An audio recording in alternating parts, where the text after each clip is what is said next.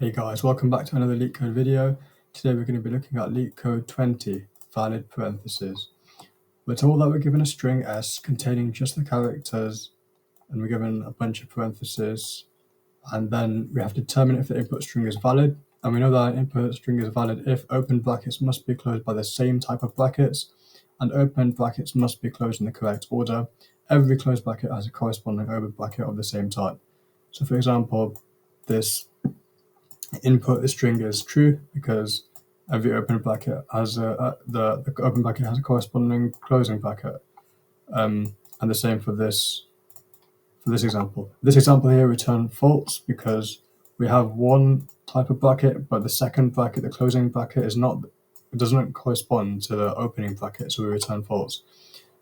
We're told that S consists only of parentheses, so that makes our life a tad bit easier.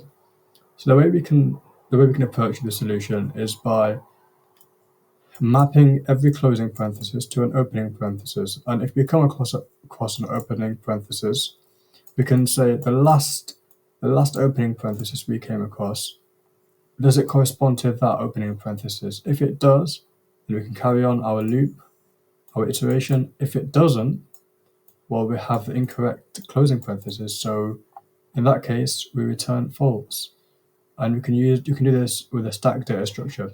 So it'll make a bit more sense once I hop into the code. So let's just jump straight in. Let's set our stack equal to just an empty list in Python, which is going to be our stack today. And we'll have what's something called paren map. So paren map is going to map all the closing parentheses to the opening counterparts. So let's just do this, and with square brackets as well. Fab. Okay, so we have our paren map.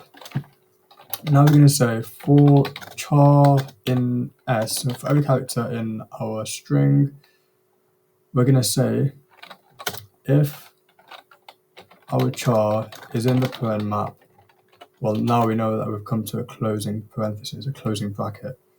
We're going to say if stack.pop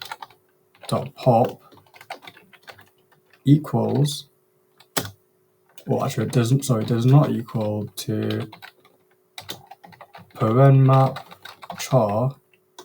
Well, we know that the last opening parenthesis doesn't map to the closing parenthesis, to the correct closing parenthesis, because paren map char will give us the correct closing parenthesis and the correct opening parenthesis, sorry. So in this case, we return false. In the case that this inner if statement, this outer if statement doesn't run, well, we know we haven't come across a closing parenthesis, we come across an opening parenthesis. So we append to our stack a char. So our character, we know will be an opening parenthesis, so we'll add it to our stack. And then we're going to return not stack. So we want to make sure our stack is not empty. And the reason we don't return just true here is because imagine we had just one element in our stack with no closing parenthesis. Well, we would just finish this for loop without running, and then we would return true, and that would fail. So we want to make sure that our stack is empty. So let's run our code, and let's submit our code.